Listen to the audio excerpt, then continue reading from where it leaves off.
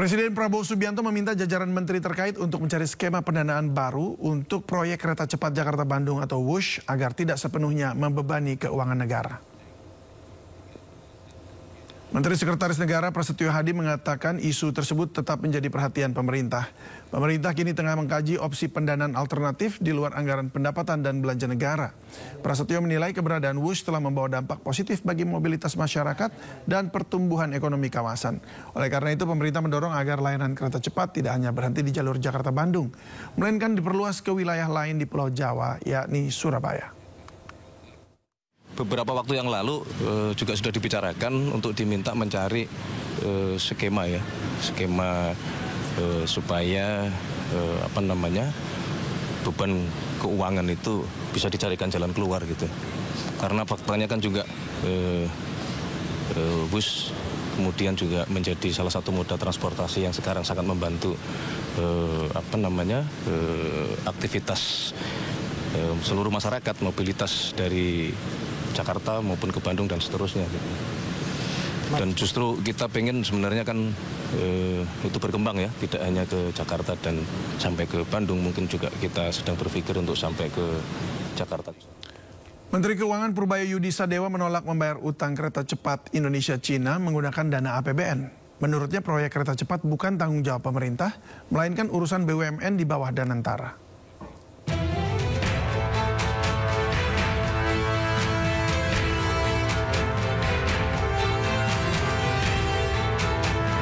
Menteri Keuangan Purbayayudi Sadewa menolak menggunakan APBN untuk membayar utang proyek kereta cepat Jakarta-Bandung.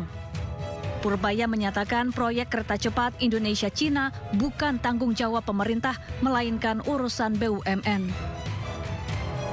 Saya belum dihubungi untuk masalah itu, Mbak. Nanti begitu ada saya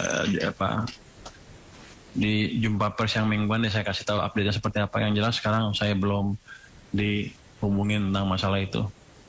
Tapi kalau ini kan kayak ICC di bawah Danantara kan ya. Kalau di bawah Danantara kan mereka udah punya manajemen sendiri, udah punya dividen sendiri yang rata-rata setahun bisa 80 triliun atau lebih. Harusnya mereka manage dari situ, jangan ke kita lagi. Sementara itu, Menteri Sekretaris Negara Prasetyo Hadi menyebut pemerintah sedang mencari skema jalan keluar untuk membayar utang KCIC. WUSH bukan salah satu pembahasan malam ini. Tapi beberapa waktu yang lalu juga sudah dibicarakan untuk diminta mencari skema supaya beban keuangan itu bisa dicarikan jalan keluar gitu. Karena faktanya kan juga bus kemudian juga menjadi salah satu moda transportasi yang sekarang sangat membantu aktivitas seluruh masyarakat, mobilitas dari Jakarta maupun ke Bandung dan seterusnya.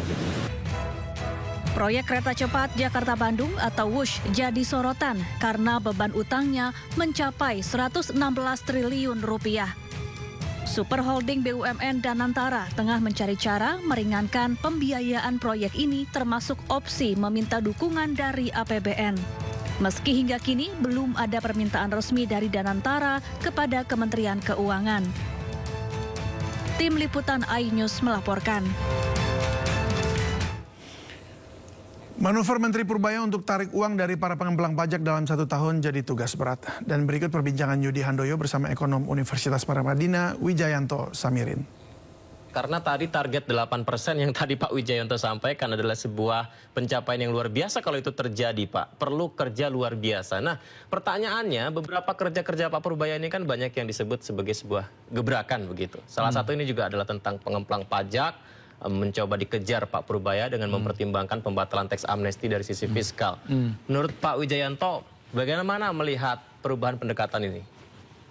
Jadi teks amnesti itu sebaiknya jangan dilakukan. Teks amnesti jangan dilakukan? Karena begini, ketika kita menjalankan teks amnesti jilid 1, itu janji pemerintah adalah tidak akan ada teks amnesti lain. Sehingga ini kebijakan yang kredibel, semua orang berbondong-bondong untuk memanfaatkan. Tetapi ternyata ada teks amnesti 2. orang sudah mulai berpikir ini pemerintah jangan-jangan suatu saat ada teks amnesti lain. Artinya bisa saja nanti ada lagi. Ada lagi.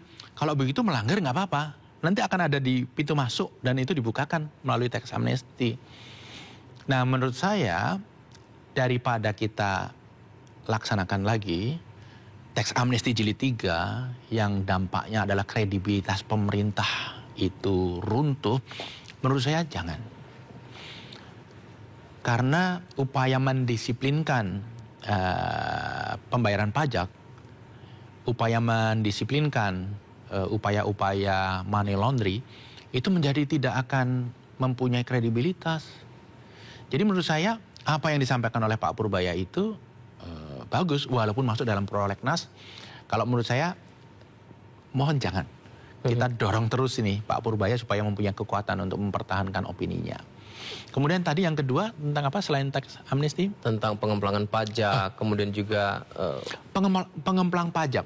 Saya rasa istilahnya harusnya bukan pengemplang pajak, tapi penunggak pajak. Penunggak pajak. Karena banyak di antara mereka itu yang sebenarnya ingin membayar tapi ekonomi sulit tidak punya uang. Nah, ada 600 triliun nilainya dari sekitar 200 wajib pajak. Pak Purbaya mengatakan akan tertarik 60 triliun dalam 1 tahun ini. Menurut saya itu adalah statement yang terlalu agresif gitu ya. Bisa tertarik 30%, 50% saja sudah alhamdulillah. Faktanya dalam sebulan ini kan baru tertarik sekitar 8 triliun. Di tengah upaya pencapaian target swasembada pangan nasional, Presiden Prabowo Subianto resmi menerbitkan keputusan Presiden yang berisi pemberhentian Arief Prasetyo Adi sebagai Kepala Badan Pangan Nasional atau Bappenas. Posisi Kepala Bappenas akan dijabat langsung oleh Menteri Pertanian Andi Amran Sulaiman. Presiden Prabowo Subianto menerbitkan keputusan Presiden atau Kepres nomor 116B tahun 2025 tentang pemberhentian dan pengangkatan Kepala Badan Nasional yang ditekan Prabowo pada tanggal 9 Oktober 2025. Melalui Kepres nomor 116 ini, Presiden secara resmi memberhentikan dengan hormat Arief Prasetyo Adi sebagai Kepala Badan Pangan Nasional atau Bappenas. Dalam Kepres juga disebutkan Arief Prasetyo Adi diberhentikan dengan hormat, dengan disertai ucapan terima kasih atas pengabdian dan jasa-jasanya selama memangku jabatan Kepala Bappenas.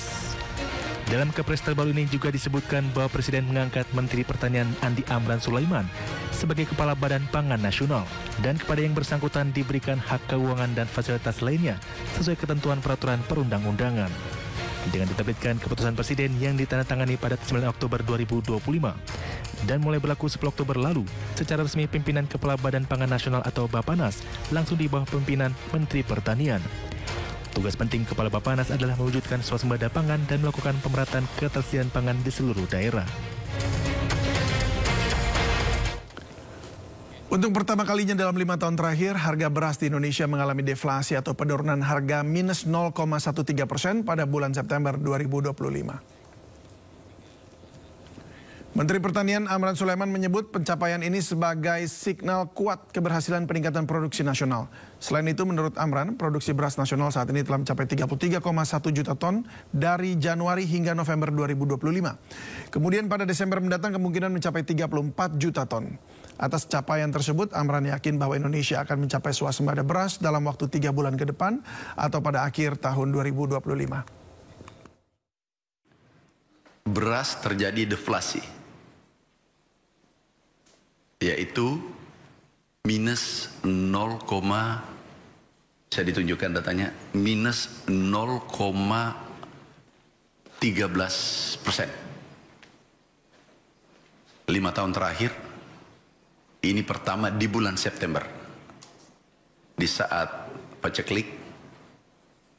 Begitu juga produksi kita, alhamdulillah sekarang sudah 33,1, dan bulan depan insya Allah akhir tahun nanti itu minimal 34 juta ton.